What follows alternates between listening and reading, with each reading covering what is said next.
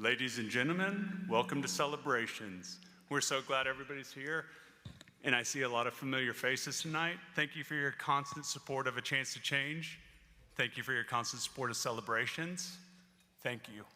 Ladies and gentlemen, thank you so much for coming. I'm Jonathan Stranger. I'm Luke Pittman. Ready? And together we are your guides to celebrations. Come on. That was pretty good. That was good. It was good. We're good. As we go, we're going to get a little bit better, but we're giving it a shot. So, Jonathan, why celebrations?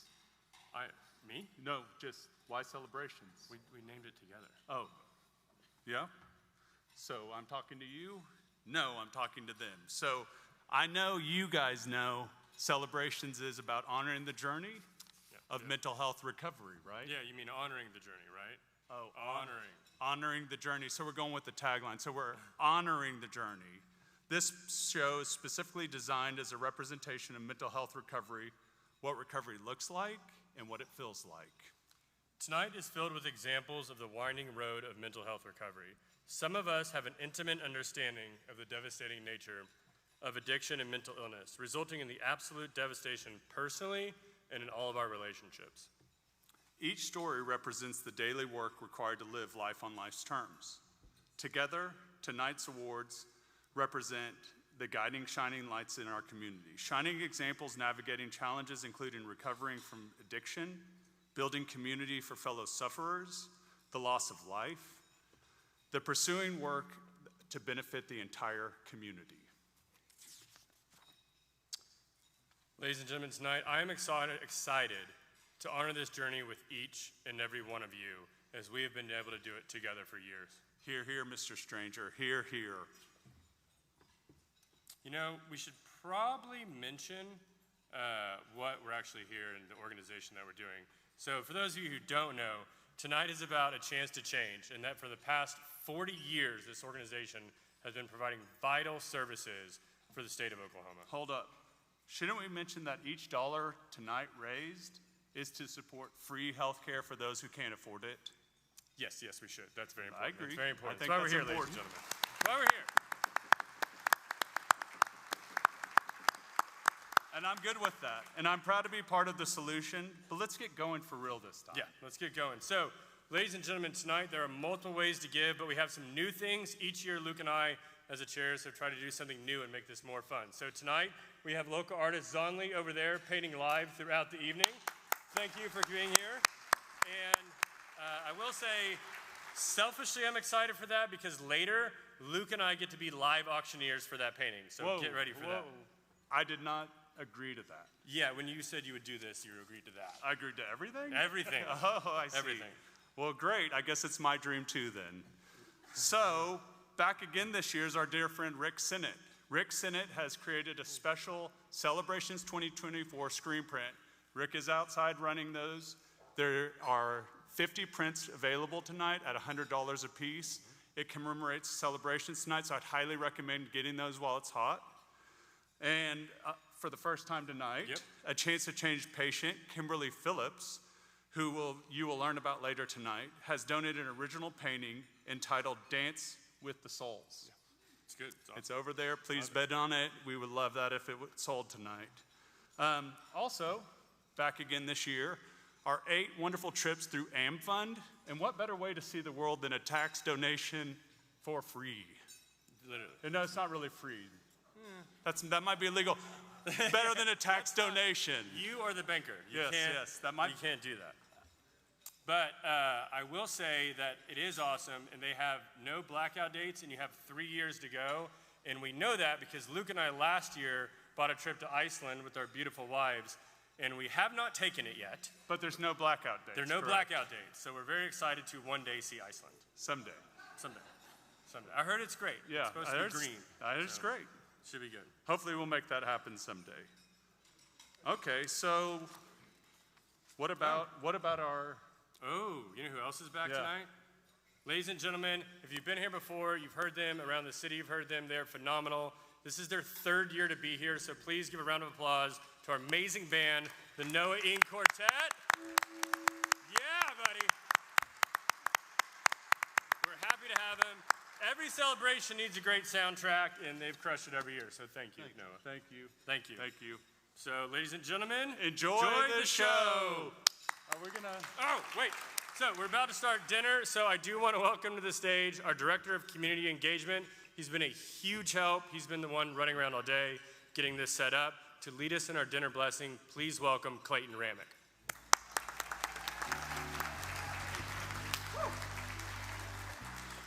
Good evening. Tonight, as we join to celebrate a chance to change, I am reminded of the transformative power of gratitude.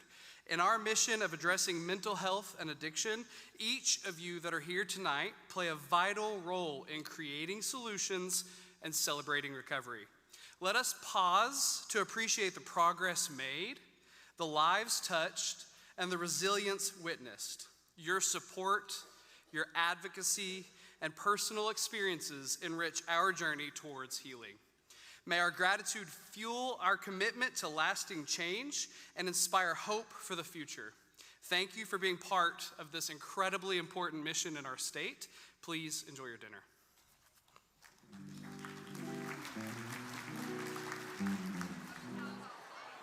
Well, hello again, ladies and gentlemen.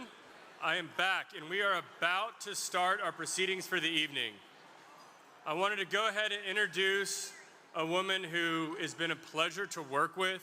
She has done amazing things for A Chance to Change, has really helped guide us in a great direction. She can tell you everything she's done.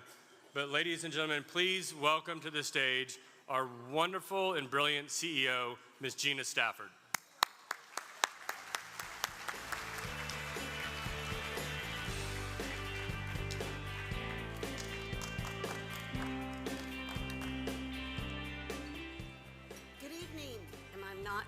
Hello, good evening. First, I want to thank you all for attending, and then I also want to thank those of you that have worn your tennis shoes for wearing your tennis shoes. I think it was a bit of a hard fashion statement for some women to put on tennis shoes with their dress, and it was for me. But I will tell you, I made an effort to pick out tennis shoes that reminded me of Molly Say. I'm going to show you my shoes so you can see them. So I looked for things that reminded me of her. First of all, these shoes sparkle. These shoes are comfortable. These shoes are platforms, and these shoes are one of a kind. For us at our agency, Molly was really a bright light. She walked in our door, she shined. She was comfortable to be around, and she worked really hard to make everybody else feel comfortable in the room. They're platforms because she was uplifting. She worked really hard to lift other people up, and I'm confident that these are one of a kind. Nobody else has put these on, and she most certainly was that for us. I want to thank Katie and Tony for all of the effort and work you've done this year. I'm not sure that I think thank you's enough, but I do want you to know how much we admire you and respect you, so thank you.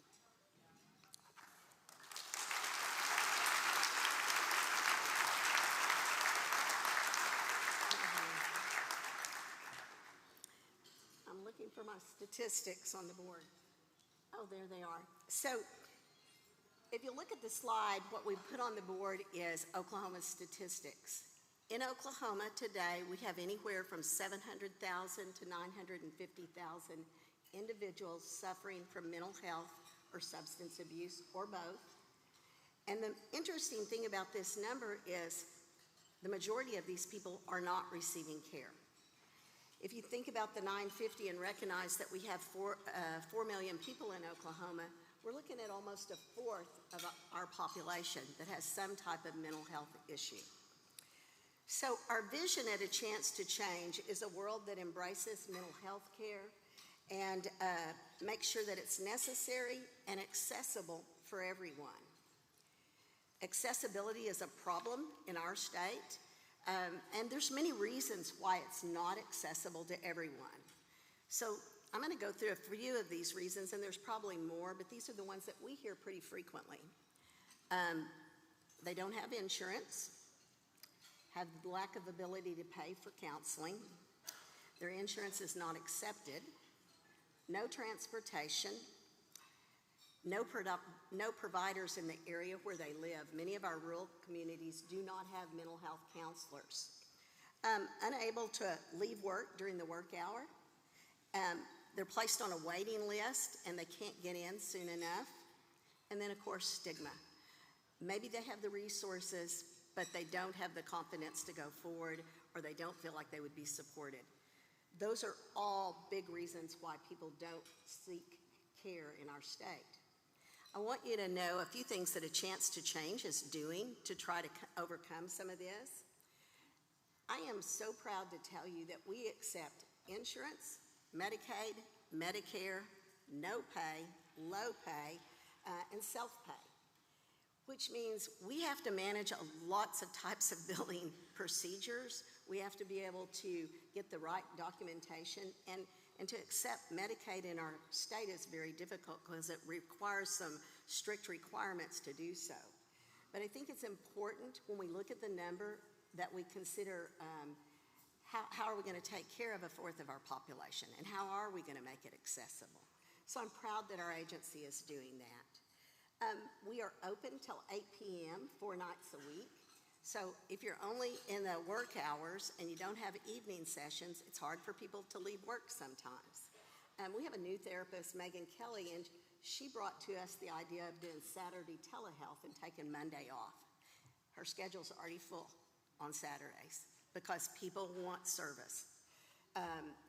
Wait list. We have probably anywhere from 50 to 100 people on our wait list today. And that's overwhelming, and we work constantly to try to keep getting people in. Our wait list is not different from a lot of other agencies.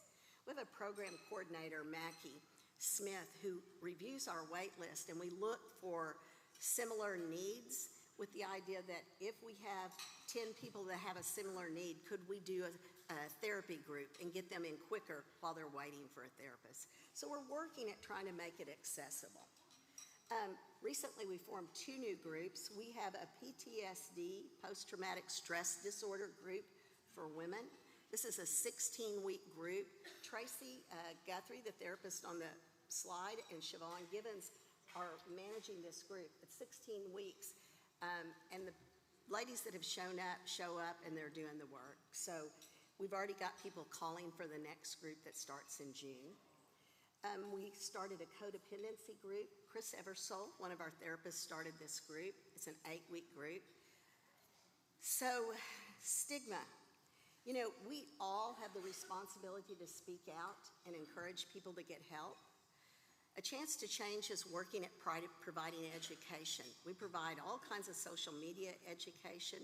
We do an addiction education group, and then advertising. Both Kristen and Nancy Cosby have done multiple trainings for people that are looking for life skills, or they're looking for mental health coaching. So those are things we do to help people get beyond the stigma. Some people won't say they're going to do therapy, but they might go into a training. So that's a good start for people. We do preventative education in the schools. We've worked this last year with several schools, and we do a preventative program through Succeed. Cherokee King is our manager for that, and she's worked really hard to make sure that we have added new schools this year. Telehealth. Telehealth came out in 20. And, you know, prior to that, therapists didn't have the ability to bill for telehealth. We do now. We have serviced clients in 92 cities across the state. So when we talk about being accessible, and you know somebody's in that rural area, they still can get help. It just may be telehealth. And the other thing that's good about telehealth is we have some clients that take their lunch break. If you're one of those people that can't leave work, you can actually go on your lunch break, go to your car, go in your office, shut your door, and you can have your therapy. So these are all important things that we are doing to try to make things better for our for our clients. You know, people will say you're as good as the people that work for you, and that's true for A Chance to Change. We have an incredibly talented group of therapists, administrative staff, HR staff, social media staff.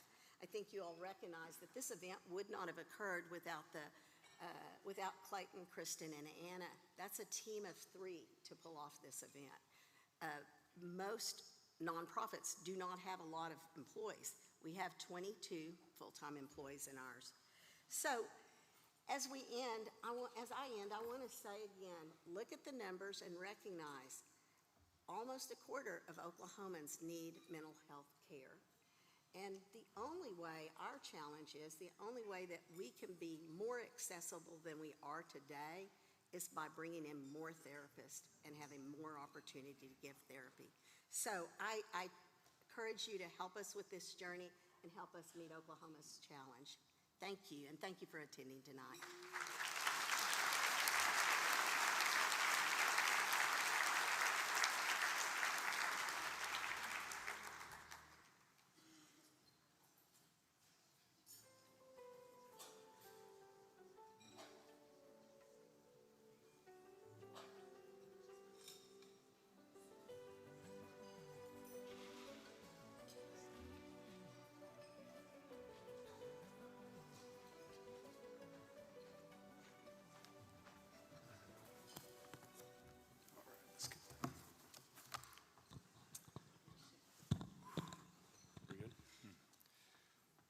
Ladies and gentlemen who have been a part of Chance to Change in our recovery community here in Oklahoma City, you know, for the past 2 years, Luke and I have had a very distinct pleasure of hosting this event with our dear friend, Molly Say.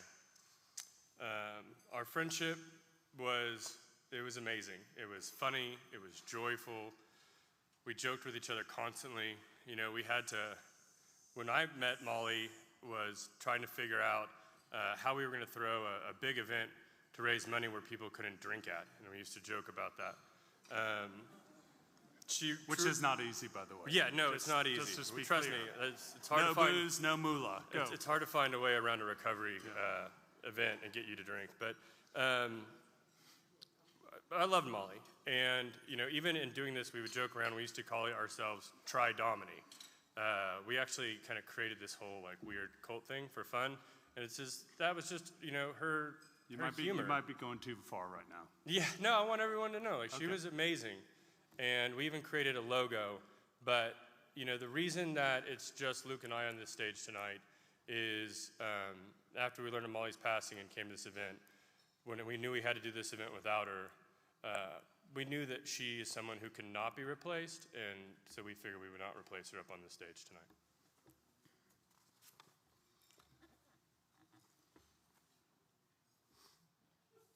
Yeah, you just don't replace people like Molly, and nor would we even try to. But being friends with Molly was a privilege.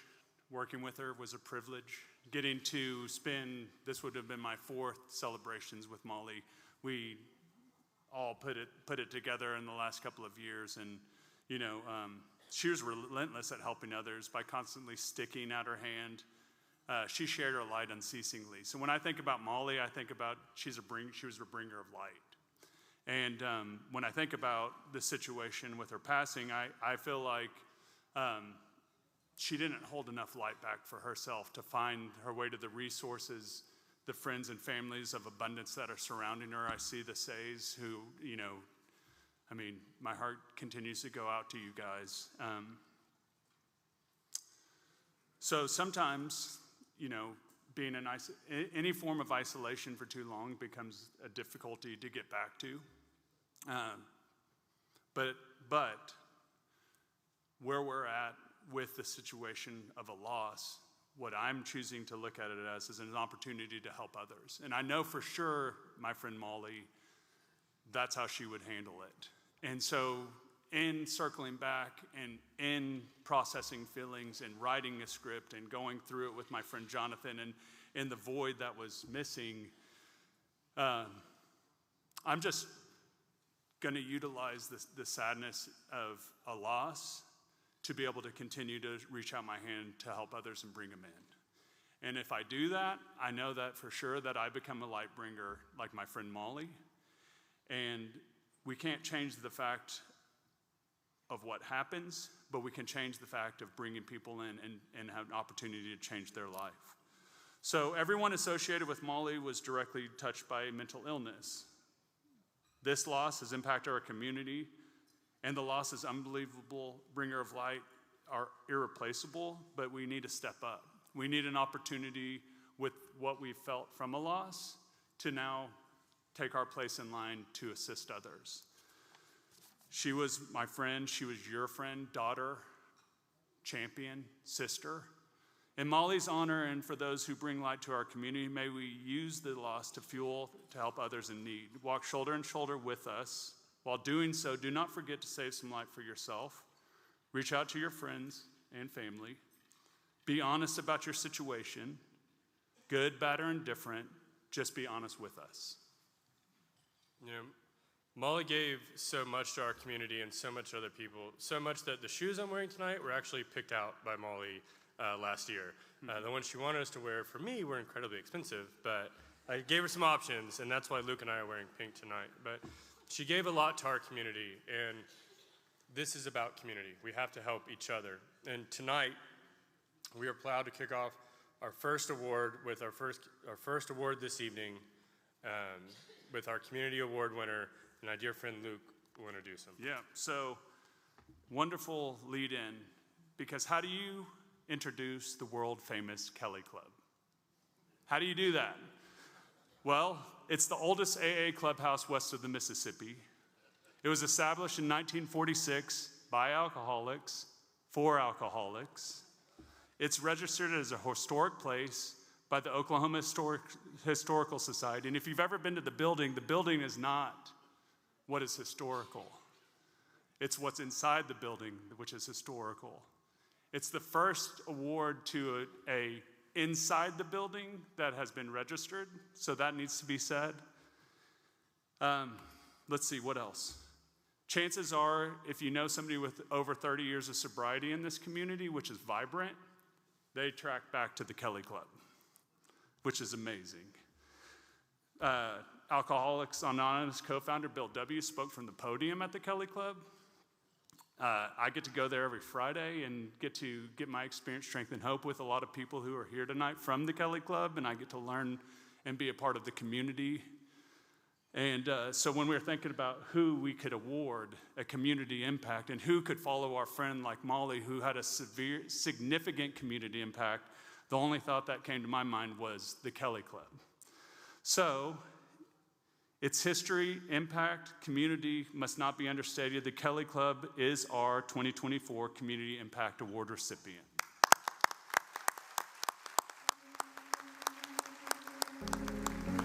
This community has provided a place where you can change your life, where you can get sober and stay sober. This is the oldest. This one clubhouse was built in 1946 by alcoholics for alcoholics. It's the oldest clubhouse west of the Mississippi.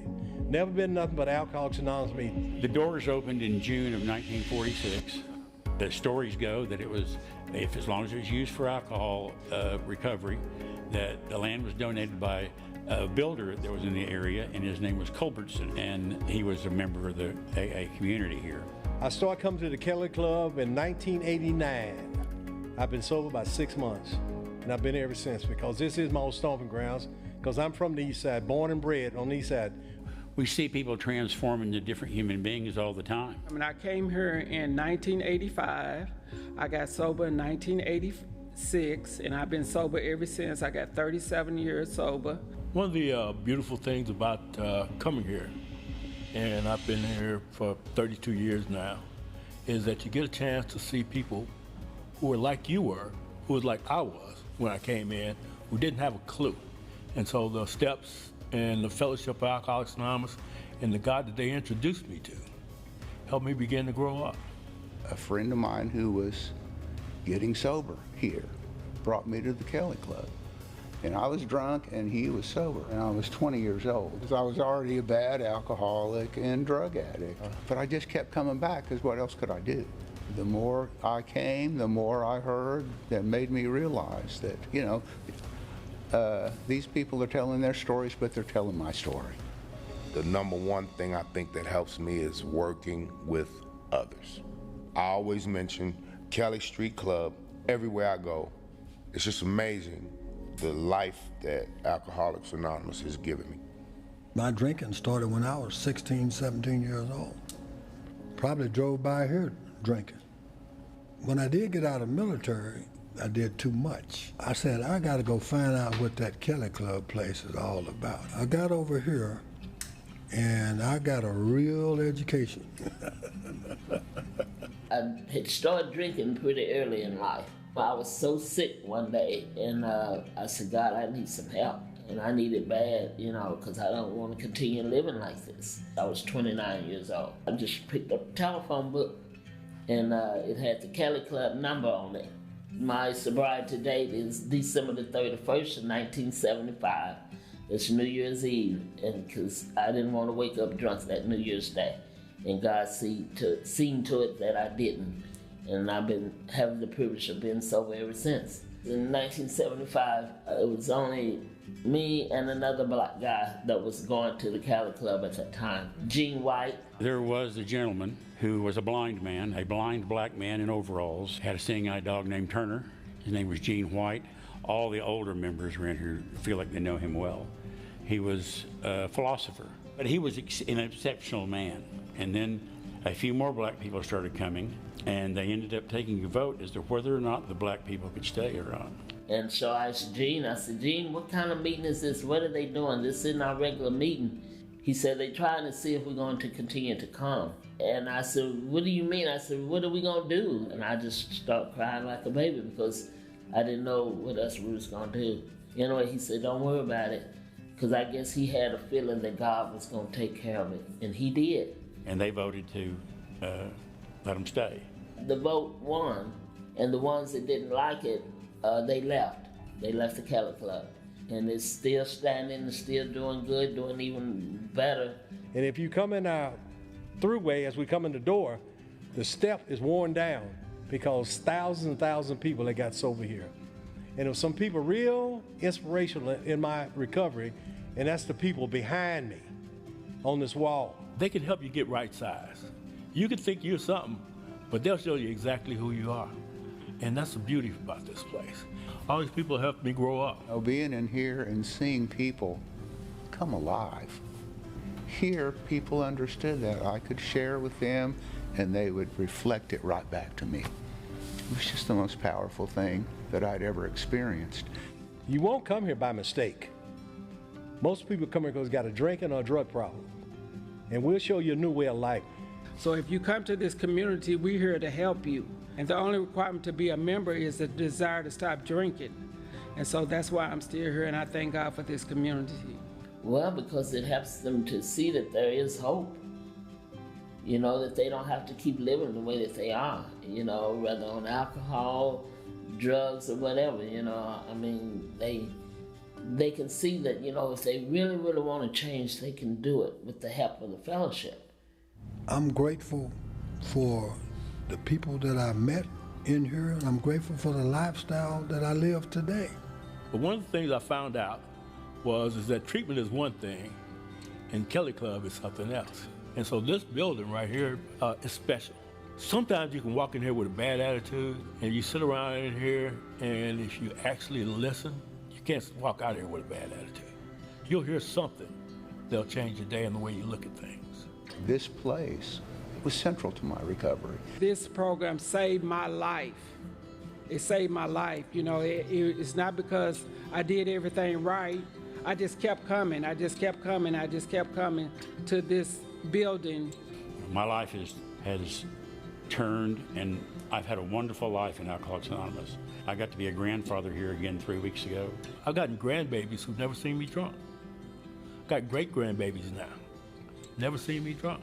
My mother and my father have seen me sober before they passed. My grandkids, they had never seen me drunk. I'm talking about a good feeling when I get up in the morning. When I come in this room, I feel family. I feel a part of. I feel included, not excluded. This is my family. We get together on Thanksgiving, Christmas, any holidays, we get together here and we celebrate together. And when I come to the building of Kelley Street Club, man, it brings tears. It brings tears, tears of joy. I know I wouldn't be where I am today if it had not been for the Kelley Club. and mainly for my God and the Kelley Club. I'm glad we're doing this. I hope that people that may not know about it find out about it and that they can get some help.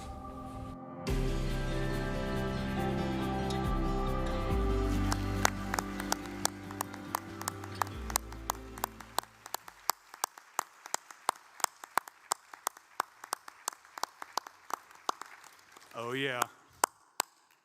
Please come up, whoever wants to come up from the Kelley Club. Whoever doesn't want to come up, please stand up so we can clap for you.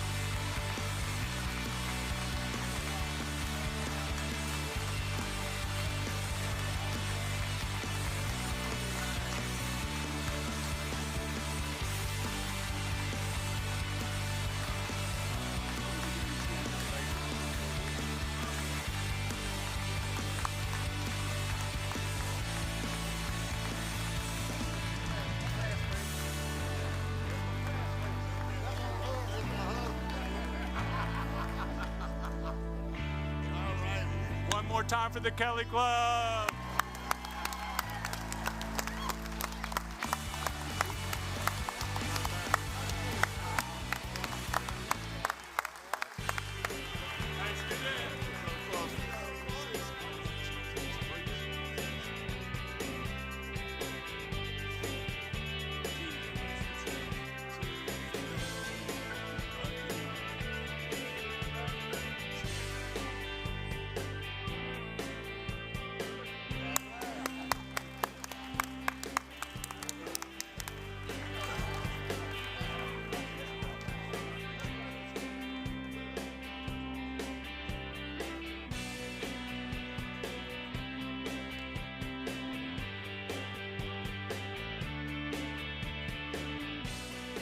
So if that doesn't get you started, I don't know what will. That's about as good as we're going to get tonight, folks. Come on.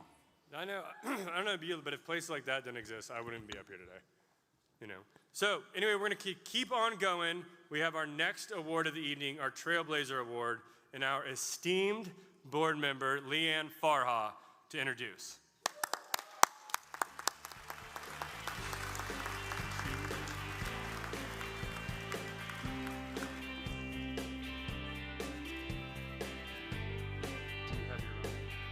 Good, because I don't know where you're at.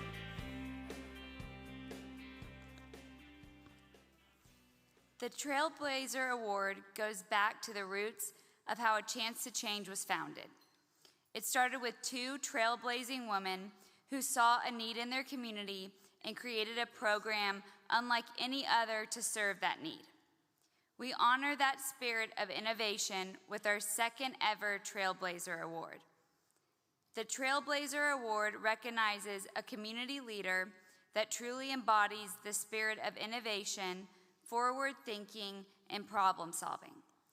It has always been important to A Chance to Change to look to the future and forge new paths and programs to ensure innovative change is at the forefront of the community. This year's honoree has dedicated much of his personal and professional life to educating others about addiction. It is my pleasure to tell you more about A Chance to Change's 2024 Trailblazer Award recipient, Reggie Whitten. Reggie Whitten, co-founder of the Whitten Burridge Law Firm, has been one of Oklahoma's leading advocates for addiction awareness and treatment. He represented Oklahoma in the opioid trial against Purdue Pharma, which led to the creation of OSU's National Center for Wellness and Recovery. Reggie is an adjunct professor at OSU College of Osteopathic Medicine and has been lecturing about addiction for over a decade. He founded FATE, Fighting Addiction Through Education, and he has spoken to more than 28,000 high school and college students throughout Oklahoma about the dangers of addiction and substance abuse. Reggie produced Killing Pain, a docuseries about the opioid epidemic in Oklahoma, which received 3 regional Emmy Awards. He is also the co-founder of Arcadia Trails, an addiction treatment hospital in Edmond, Oklahoma. Please turn your attention to the screen as we honor the one and only Reggie Whitten. Well, my name is Reggie Whitten. I am a lawyer by profession. I got out of law school in 1980. I had a son when I was very young named Brandon. He was born just a few days after I turned 21. And so Brandon and I were quite close, and I ended up being a single father most of his adult or young adult life. And he was such a great kid. If you had told me that my own son, who was a remarkable young man, would become an addict, I would have been offended. I would have said no way, because I raised that boy. At that time, I knew absolutely nothing about addiction. We went to a pattern for about 3 years. On, drugs, off, on, off, on, off. And it was a devastating thing for Brandon. It was a devastating thing for our family. It was just so heartbreaking. I couldn't understand how this boy that I knew so well could behave in such a strange way. It didn't make sense. Valentine's Day 2002, we had a dinner that night, and he and I were supposed to get together the next day and watch the OSU basketball game. So on February 15th, he called me and told me, "Dad, I can't be there." And over the 3 years, I had become kind of a walking slur detector machine. I could tell every time he was taking opioids. But I said, "I'll stay right there, I'll be right there." And I hung up on him. And that's the last time I ever talked to him. I got within 100 yards of my house. There was that red truck in front of a mailbox, what used to be a mailbox. And there were bricks all over the roadway. And there was a motorcycle. And I ran up there, and a policeman got me. And I said, "That's my son's truck. What happened?" And they said, "Your son was driving the motorcycle." They picked him up in a helicopter that landed on the golf course, and they took him to OU Medical Center. A couple of days later, we buried Brandon. It was the beginning of a new life for me. Everything changed. So I began to research addiction. I first met Reggie nearly 20 years ago, tragically after he lost his son Brandon. Over the last 20 years, I truly have watched Reggie dedicate both his personal and professional life to making sure that nobody else loses their life to addiction. I'm Reggie's daughter. My eldest brother, Brandon, passed away when I was 5, but I grew up in the shadow of his loss, and so I saw how hard this was on my father. I watched my dad not only overcome his personal loss, but decide to help others in their personal battles as well. He's just an inspiration to so many people I know, and he has a gift for bringing people together and getting us all sort of moving in the same direction. Reggie created a nonprofit. He's created several, but one of which is FATE, Fighting Addiction Through Education. This idea of fighting addiction through education, I mean, he does it in his sleep, I bet. I've learned that addiction is a disease. It's recognized by the medical profession as such. That's what he does so well, is he tries to teach people that this is a brain disease. If you invite Reggie to come talk to young people about addiction, he will be there. He's spoken across our state trying to get this message to youth about the dangers of substance use and addiction. Reggie's about kind of being a mentor, being an educator, and he'd mentor every high school graduate in Oklahoma if time would allow. Reggie, as a boss, is if you're on Reggie's team, Reggie's got your back. But Reggie also used his professional career as one of the lead attorneys in Oklahoma and the nation's first opioid trial. And we were very honored to represent the state against Big Pharma over the opioid epidemic. And we were the first case in the country to go to trial. And to be able to fight on behalf of the state of Oklahoma, for Reggie, it was like a culmination of his legacy in a personal and professional sense. My interest and my education on the subject of addiction helped me become a better lawyer in that case. I put Julio Rojas on the witness stand. to explain the power of addiction, and it's not just bad people doing bad things. And we won that case. I love helping people, but I'm passionate about my nonprofit work, and it has been therapeutic for me. He comes up with an idea, and he's a heat-seeking missile. Once he locks on, it's over. His documentary, Killing Pain actually brought the experts from the opioid litigation to people's living rooms. You know, once I was in a rural community and somebody was talking about the Killing Pain video that they had seen in rehab. And the woman said, you know, watching that video helped me make a mental switch from I'm corrupt, broken, unsalvageable to I'm sick. He's planted so many seeds out there, not just in the state, nationally, internationally. I mean, this guy's everywhere, right? We need people like Reggie. People see his public work in addiction, the work through faith, but many people don't know that because he's so well known in this addiction space, people personally will drop off their child at his doorstep. They've tried different avenues, and this is their last stop. If Reggie knows someone who is in need of help, particularly if they are a young person, he will work tirelessly to find them the treatment that they need. And that is one other person that is getting help, and that's one other person that is out of the clutches of addiction. I wanted to just do prevention, but then I started getting phone calls. And before long, I kind of figured out where to send people. Ultimately, that led to the creation of Arcadia Trails. Arcadia Trails was an inpatient, sort of revolutionary treatment center that was designed to really address 3 issues, and that's the intersection of addiction, mental health issues, and trauma. If it wasn't for Reggie Whitten, if it wasn't for Brandon Whitten, I don't think I'd be alive, and I don't think I'd be doing what I'm doing. I am over 3.5 years sober. The support system I have is, you know, it's so powerful. And that support system includes Terry White, Dr. Rojas. I mean, the counselor I have today, I got from this system that Reggie set up for me. Reggie is truly a trailblazer because he is a model for every other Oklahoma leader. There are some fantastic organizations in the state. A Chance to Change is one of those. They're doing absolutely incredible work. They're doing vital work. They need community support. Together, you can amplify that mission of redemption and show people that it's not a personality flaw, but it is a true disease that deserves redemption and deserves our recognition and deserves support. Reggie, you have had a huge impact on my life. You've saved my life. I love you. You're like a father to me. And so thank you from the bottom of my heart. And congratulations.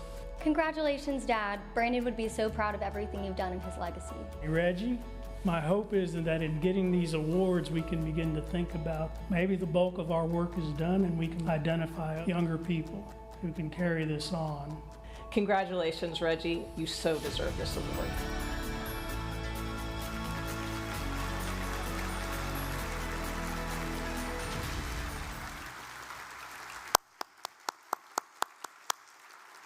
What a beautiful story.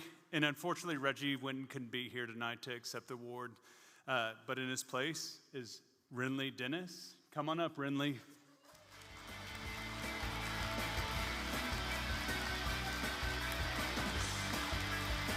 And Leanne Farha.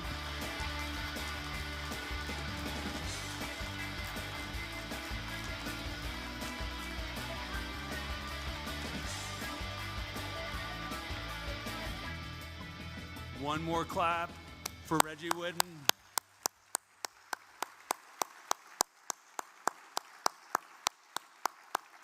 Amazing, amazing. Okay, I'd like to take a minute and introduce Andon Bull. Andon is a cherished member of our community and a friend to many in this room. She will shed light on the empty chair. Please join me in welcoming Andon Bull as she is honoring the memory of Molly and reminds us the importance of our collective mission. Come on up, Andon.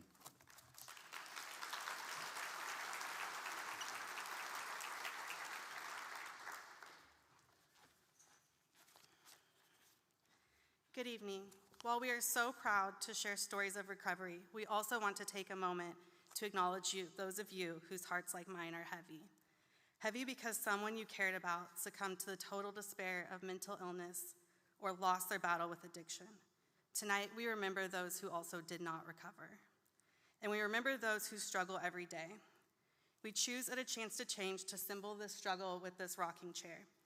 The empty chair symbolizes those who are no longer with us because of substance abuse, mental health, or trauma. There are too many families with empty chairs around their tables, and an empty chair serves as a reminder of the void left by their absences. Obviously, there is a very empty chair here tonight. Tonight, we honor my best friend for over 20 years, Molly Say. For the last 3 years, Molly has served as a co-chair of this event. And if you've been a part of celebrations over the last 3 years, you will undoubtedly remember Molly. Celebrations was Molly's favorite day of the year. It was her Super Bowl. Molly loved to be a champion for A Chance to Change and the hundreds of lives they have impacted. Molly's love and excitement was always apparent, and she brought her light to this stage. As a co-chair of this event, Celebration has raised over $1.3 million, and A Chance to Change estimates that Molly graciously gave over 250 hours of her time in just those 3 years. What Molly didn't let many people see was her own personal struggles. Molly's interest in A Chance to Change began when she sought help and support several years ago for the behaviors of the person closest to her. As his substance use and mental health struggles escalated over time, Molly's own mental health was greatly impacted by the chaos that ensued. Behind her radiant exterior laid a deeply personal struggle with the complex trauma, PTSD, and depression that Molly battled, often alone. It's a reality that's difficult to reconcile, the bright and exuberant Molly that we saw on this stage with the darkness that she was privately facing. However, Molly was brave and Molly was strong, and she sought professional help from multiple avenues. However, as we all know, unfortunately, sometimes that is not enough. This empty chair that Molly leaves behind is a stark reminder that complex trauma can affect anyone, regardless of how they may appear on the surface. Reflecting on the loss of someone in such a heartbreaking way can be an agonizing journey, filled with a flood of memories and lingering questions of what could have been. After sharing countless years of friendship and standing by Molly through her struggles, it's easy for me to dwell on the what-ifs. However, tonight, amidst the sorrow, I think it's important for us to focus on what truly defined Molly's character and her spirit. Molly loved being goofy. Molly was known for singing horrendously off-key as loud as she possibly could, and I can painfully still hear her renditions of Kelly Clarkson and Mariah Carey in my head. As adults, Molly also subjected me to numerous performances of Beauty and the Beast songs. The vocals were painful, but I loved every minute. Molly was also famous for her uncanny ability to do any accent, which made her particularly good at prank phone calls that we still did as adults. Molly's family loves to spend time in Wisconsin. Many years ago, on my first trip to Wisconsin with the Say family, Molly created an imaginary raccoon named Timmy. I wish I could explain more. I don't know where that came from. However, Timmy remained a mainstay in our lives. Molly would go on to tell my children all about Timmy, and she sent them many videos doing her best Wisconsin accent on a hunt to find the elusive Timmy. Molly also loved making friends with everyone that she met. In the aftermath of the isolation of COVID, Molly began hosting a weekly girls' night and literally invited everyone and their dogs. Molly especially loved theme parties, and some of the more notable ones she had included a Saturday Night Live party, reality show villains, and our infamous green and purple party, and we're really sorry for that one, Tony. Molly had a unique ability to uplift the spirits of everyone she encountered. And in line with her love of being silly, Molly also had a multitude of nicknames for lots of her friends, many of them originating in childhood. In high school, Molly embraced me as one of the new kids and made me feel like a part of her family. I was always welcome in the Say home, and Molly even made a sign for her room that said Molly and Andon's room. Finally, Molly loved nothing more than celebrating others. Molly never forgot a birthday, a life event, and she was always the first one to show up for others in need. Molly would celebrate even those that she had just met.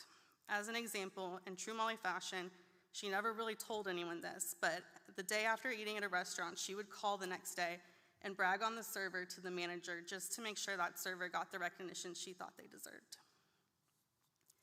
Tonight, I will give you all the same charge that I gave to myself when we lost Molly, and that is to live every day intentionally more like her. To delight in being goofy and bring about joy. To be a warm and welcoming friend to everyone we come across.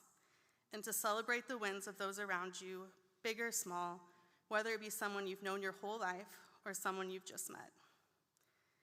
Molly loved celebrations because she truly loves nothing more than celebrating other people, especially those bravely battling substance use or mental health. While those of us that loved and were impacted by Molly will never completely heal, we can honor her by living more like her. As my dear friend Leanne Farha has said as she shared her family's own tragic loss, if love alone could conquer the dark mental enslavement that comes with addiction and mental illness, there would be far less empty seats. Often love is not enough. As individuals, we do not have the resources or tools to address these underlying diseases, and we need support. And that is why programs like A Chance to Change are so important. I know in my heart that Molly would have loved nothing more to be on this stage again and be a champion for A Chance to Change. To Luke and to Jonathan, I know how hard it must be to chair this event tonight without Molly. Molly called you both her brothers and loved you so dearly. To the Say family, your unwavering support, sacrifices, and endless love have been the pillars that upheld Molly through every triumph and challenge. Tonight, as we honor Molly's memory and legacy, we acknowledge the profound impact of your presence throughout her life. Your strength and resilience have inspired us all. And thank you to each and every one of you for honoring Molly's memory tonight and carrying on her legacy of celebration. Thank you.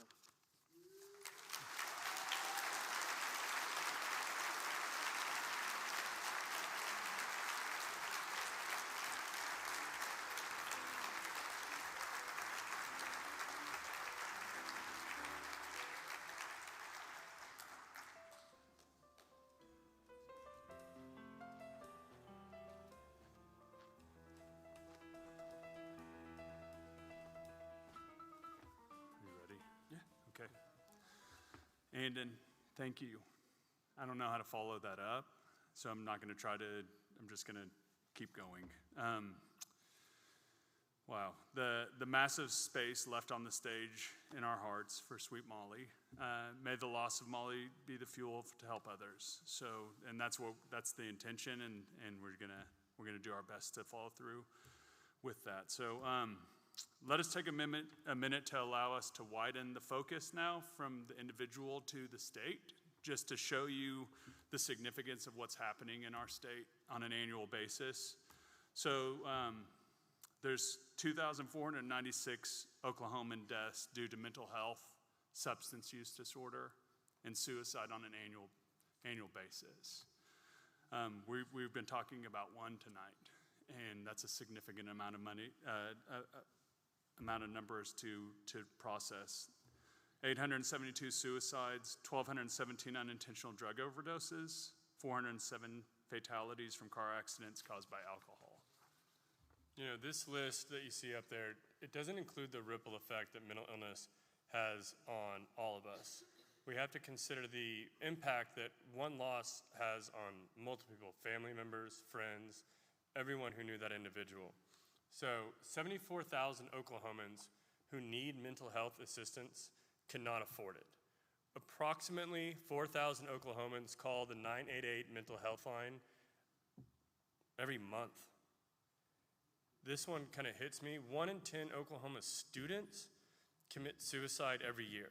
That's children, the way that I see that. And then one person dies by suicide every 11 minutes in the United States. You know, the challenge that we face together is substantial. Nobody can face this challenge alone at all. And tonight we ask each of you to join us. Each dollar we raise tonight will help provide mental health care for another individual. To give you an idea, $100 provides a therapy session for one person that may just start them in the right direction to change their lives. And it will lower these statistics that we just discussed with you. The mission of A Chance to Change is facing mental health and addiction, creating solutions and celebrating recovery, and we cannot do that without each and every one of you. So to donate, there's a card on your table with a QR code. We don't have a lot of people who are fond of the phone at all times, but if that's the way you want to do it, great. We also have a card that you can handwrite your donation. We also have envelopes to put a check in if you have a check, or cash. It's the most amazing thing. We're accepting all forms of donations tonight. If you run out because you're being super generous as you've already been and you want to continue to be generous, please raise your hand. We will make sure to afford more envelopes, more cards, and if your QR code doesn't work, we will work with you to get it to work. But Jonathan, we need a little time for everybody to start stroking checks and start counting dollars and start doing QR codes. So do you have any idea on perhaps what we could fill the time with? Yeah. I mean, anything just like off the top of your head? Top of my head, what I think a good idea would be to do. Ladies and gentlemen, I'd like to invite our live painting artist to tell us a little bit about himself and what he did for us tonight.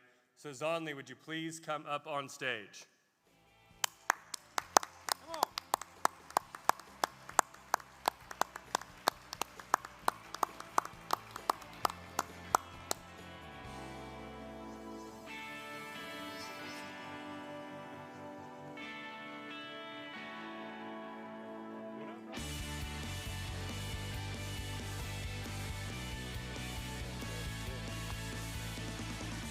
Good evening, everybody. Can you hear me okay? Yeah? In the back, can you hear me okay? First of all, I just want to say thank you for having me and the Studio Z team out here today. You know, we go across Oklahoma and we try to work with as many organizations as we can every year, and every time that we get to be with somebody new, you know, it's a really awesome opportunity. So thank you for having us. For those of you that don't know, my name is Zonli Lumen, and I have an art gallery in downtown Edmond called Studio Z. And over the course of the last few years, I've really been able to find my passion in helping our community through creating art. Tonight, you'll see that I painted the buffalo, also known as the bison, Tatanka, or Yanush. Now, whatever you call it, you know, I really leave that up to you, because what I think important about this is the symbolism behind it. In the native culture, this is one of the most sacred animals, representing peace, abundance, and new life to come. It's supposed to be a beacon of hope, but it is also supposed to be a warning for us to reflect on our prayer life and give thanks for what we have, because what we have is a blessing. You know, we live in a very fast-paced world, and sometimes it's kind of hard to just pump the brakes a little bit, look around and realize what we have right in front of us. You know, we're all here today. We had great food. We're around great people. You know, we're blessed. So everywhere I go and I get to paint this beautiful creature, I like to do a little exercise with the crowd called the Buffalo Blessing. Now I'm gonna need some crowd participation to be able to make this possible. So when I say buffalo, I want you all to say blessing. You think we could do that? Yeah. Okay. Yeah. Buffalo. Blessing. Buffalo. Blessing. Buffalo. Blessing. Very good, very good. Okay, now I want you to turn to your neighbor and say, you have a buffalo. You have a buffalo. Thank you, thank you, thank you, thank you, thank you, thank you. Okay, now, I want you to turn to somebody else and say, you have a buffalo too. You have a buffalo too. All right. Now on this one, this is one of the most important of the three. I want you to raise your hand. I have a buffalo. I have a buffalo. And it is true. Every single one of us in this room, we have a blessing, we have a gift, and when we can find how to give that blessing back to our people, to our community in this world, that's when we truly find it. So thank you all so much.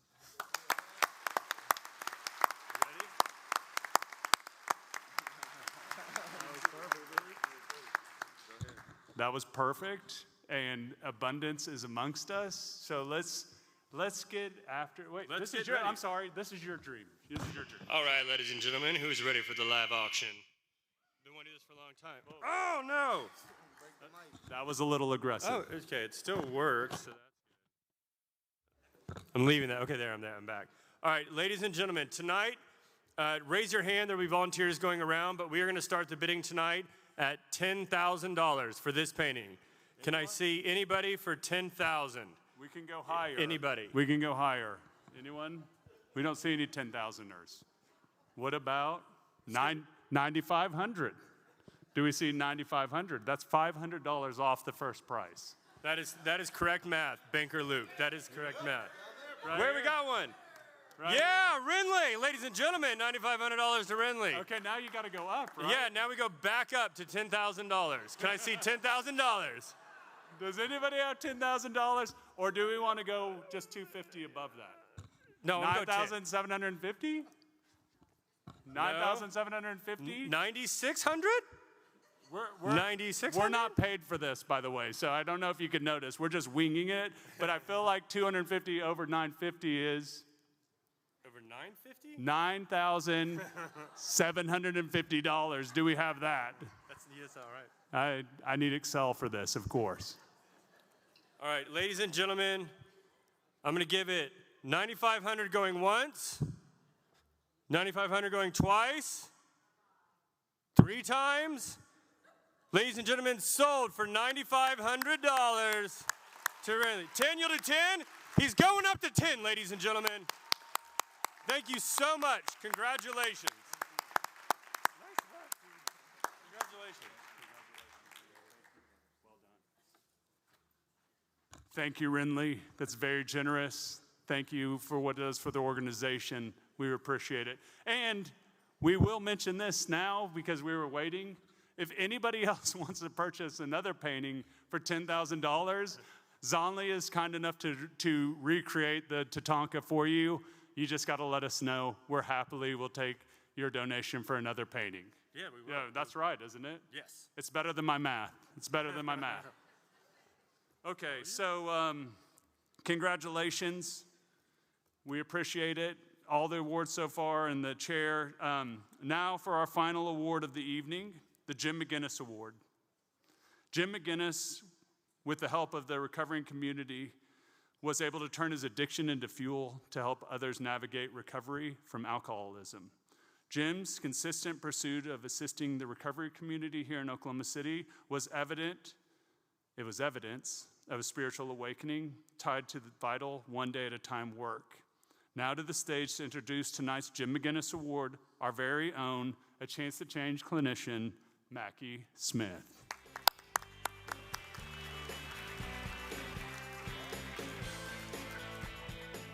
Each year, the Jim McGinnis Award honors individuals who have made a distinct and tremendous effort to advance mental health and recovery services and support in our community. Jim McGinnis was well known in the recovery community for sponsoring other men, conducting workshops, and later service on the board of A Chance to Change.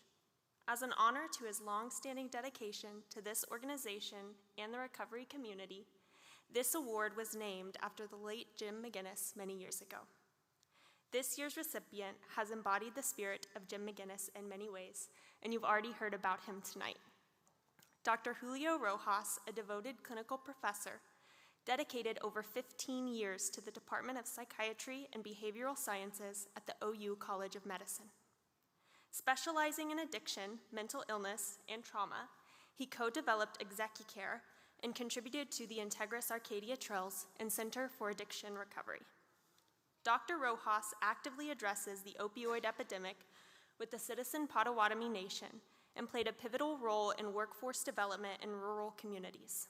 His leadership extends to state and national levels, including serving as past president of the Oklahoma Psychological Association. With a doctoral degree from the University of Georgia, Dr. Rojas is a licensed alcohol and drug counselor, licensed health service psychologist, and a respected expert in the field. Many of you in the room have been impacted by Dr. Rojas' service. His dedication to the support of mental health care providers and clients alike, his collaborative service, and his kind spirit go unmatched. To know him and serve alongside him in the community is truly an honor.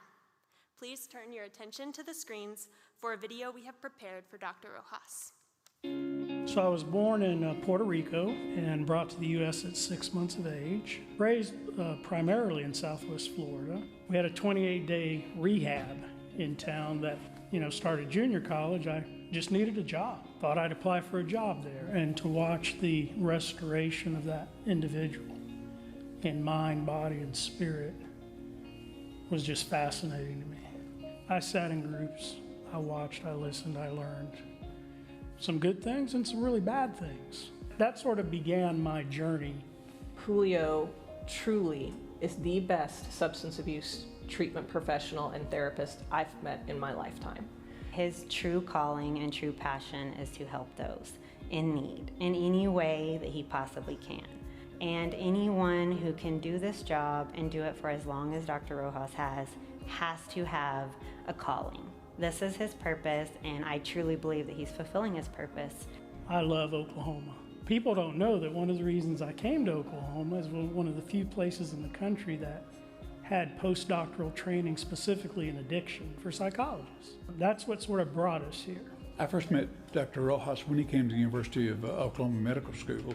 We had started a fellowship to train psychologists in chemical dependency, and I was the medical director of that program, and Dr. Rojas was our first trainee. I don't know that I've ever enjoyed working with someone as much as Dr. Rojas. We really became colleagues, and I just had so much respect for him. You know, the next thing I did after that postdoc is I went to work at Mabel Bassett Prison. Now, if you really want to have a sense of urgency about why we do this work, spend a year at a prison. You know, you see that undertreated mental illness, undertreated substance abuse has consequences to those who are sitting in prisons, to their families and their families. One of the things I like about Dr. Rojas, you know, he knows how to lead and he knows how to follow and he knows how to find his niche, and he doesn't, you know, get lost in himself or his ego. He stays on, you know, on track with what we're trying to accomplish. He is a well-trained, very experienced clinician. He's also established researcher, an administrator. He's been active and involved in the community. He's passionate, he's an advocate, he's kind, he's a teacher. He readily shares what he knows, his knowledge, with others. He has a great sense of humor. The reason I think that Julio is deserving of this award is because I had the privilege of knowing Jim McGinnis in my recovery. Julio is just as excited about recovery and learning about recovery as Jim McGinnis was. He was always available to me and to my family to lend assistance and wisdom on how to deal with addiction. After I'd known Julio for several years, one of my brothers was really struggling with addiction, and he had complex issues that he'd struggled with for many, many years. Julio is the only reason I believe that my brother is sober today. He's been sober over a decade, and it is because the incredible treatment that Julio provided. I'm honored for that trust, but I'm also grateful to all the people over the more than 32 years that have said, here's what I want you to understand, or you should know this better. I've never had any doubts about his capabilities. He's extremely capable, but he's also extremely caring. It was really comforting to work with someone who cared as much about the patient as Dr. Rojas did. Dr. Rojas has the ability to make anyone and everyone feel important. He's not afraid to roll up his sleeves and get right in there with the family or an individual and provide them good kind of counseling and therapy. At the same time, he's able to move up a couple echelons, and he's able to see what's going on in the communities and in the country, and be able to kind of shape how addiction treatment is offered at a regional and a national levels. When I talk about Arcadia Trails having a unique program that really serves at the intersection of mental health, substance use, and trauma, that intersection and that treatment model was created by Dr. Julio Rojas. He's also the guy that came up with this Venn diagram that I had never seen before, but it was fascinating. That's some of the high points in my career, are the relationships and the things we could accomplish together that we could have never done individually. Even though he had a PhD in clinical psychology, he listened to every type of person that was involved in recovery. You know, I've had really good mentors. I'm thankful for that. And for anybody who's trying to do this, you need those mentors. Because we all have to understand this. You know, it's not just if you're in recovery, it's our spiritual leaders have to understand it. Government officials have to understand it. Our physicians have to understand it. Judges and lawyers have to understand it. Those are the people we need. This is all hands on deck. He's been willing to be a very, very competent consultant to a number of people. I know at the Oklahoma State Medical Board, we respect him very, very, very much. And he's one of the few people that we seek consultation from. We got hired on the opioid epidemic lawsuit. Well, I knew Julio was going to be one of the people I was going to recommend calling as an expert witness. He did a great job of explaining the disease of addiction, and the court was so impressed with him, you could tell. He really wants to make sure that professionals and laymen are educated about substance use disorders and the impact on others' lives. If you wanted to do this work, I wanted to be sure you understood what I was taught to understand. This is an illness that impacts every facet of that person's experience of the world, and you got to know something about that before you try to help that person. We say addiction is a family disease, and A Chance to Change has been doing that for 4 decades plus. It's hard to talk to anyone who has not benefited from services at A Chance to Change. Dr. Rojas's credentials go on for pages. We all know that. But his ability and the impact that he has had on our community will last for generations to come. I've yet to meet someone who has been a client of Julio's that hasn't said Dr. Rojas saved their life. Oh, Dr. Rojas, congratulations on this award. You're certainly deserving of it. Julio, I just want to thank you for teaching me so much about addiction and helping me in my recovery. Julio, I want to thank you for your decades of service. I'm proud to be your friend and your colleague. Hey, Julio, congratulations to you. I'm proud of you, and I'm proud to be your friend. Dr. Rojas, wish you well as always. I'm sure you'll continue to do extremely good work. Dr. Rojas, I have watched you both professionally and personally save the lives of so many Oklahomans, and I just want you to know how grateful I am. Thank you. Dr. Rojas, you have forever changed more lives than you could have ever possibly imagined.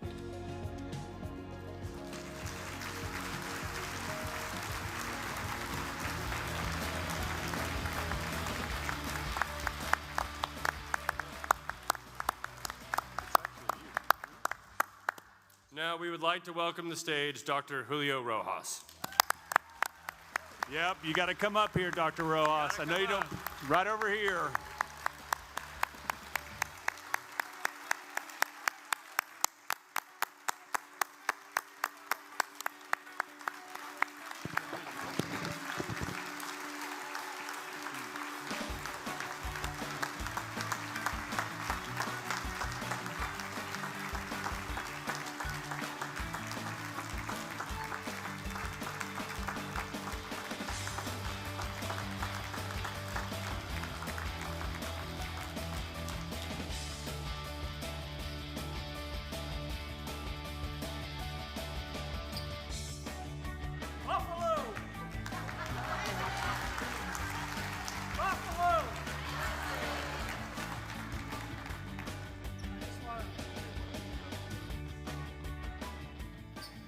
I don't have the words. I'm so overcome by emotion that I brought 12 of my favorite therapists. Half of them trained in EMDR, so, you know, folks, Luke, what you said earlier about taking care of ourselves resonates for me. It was in a sweat lodge that I heard the message, "You've done enough." And I feel that, I believe that. And for those of us that spend decades helping people, there's a price we pay for that. We pay for every patient death, we pay for every patient loss, and we got to take care of ourselves, and that's my hope and prayer for all my colleagues. We work hard, but we need our time, and I'm thankful that my wife of 25 years this year, Sandra,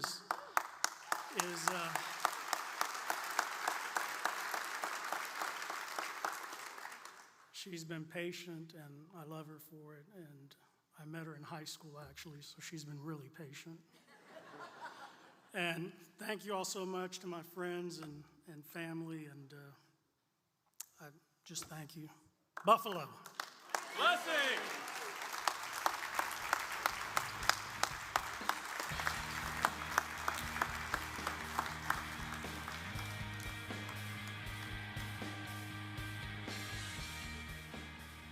One more round of applause for Dr. Rojas.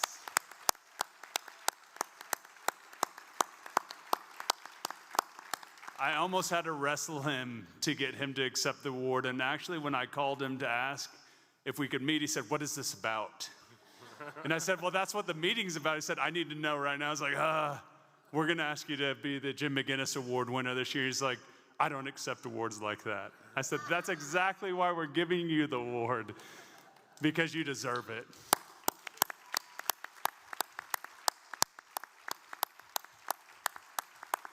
Okay, I also just want to invite anybody who's received an award for a chance to change to stand up so we can all clap you guys.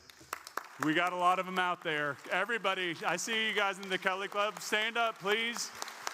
Stand up. Thank you all. Thank you for being here. And now for some exciting news of what's to come, please welcome our board chair, Kelley Ferroli.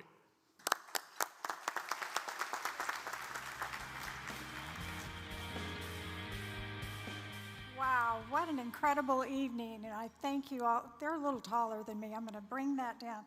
But thank you so much for your outpouring of support tonight, and I'm here to just remind us that the funds raised tonight will allow us to continue to provide those no-cost or sliding scale services to those unable to afford crucial mental health and addiction treatment.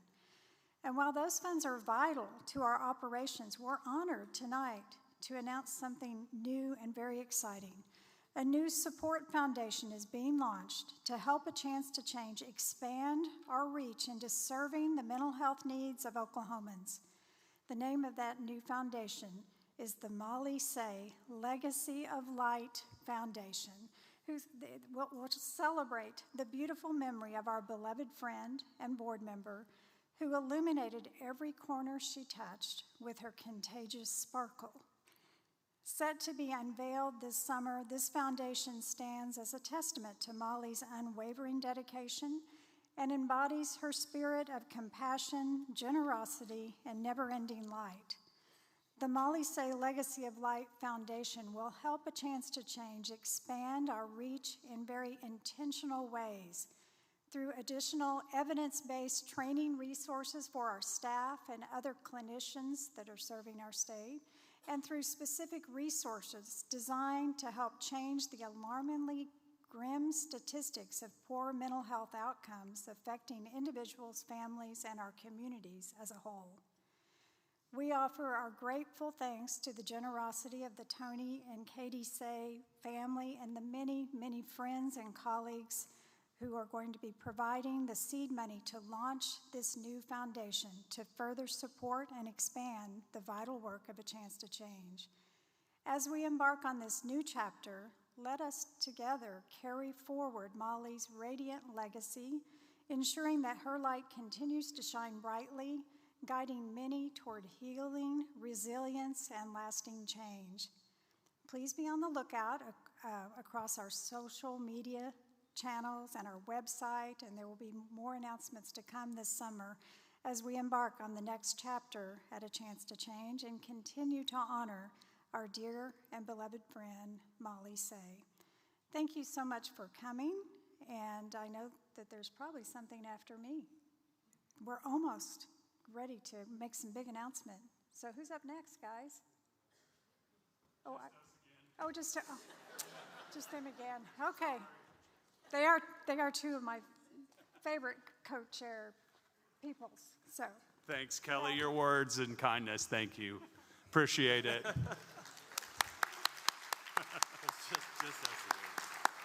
Just us again all night. All right. Well, we're coming to the end, Luke.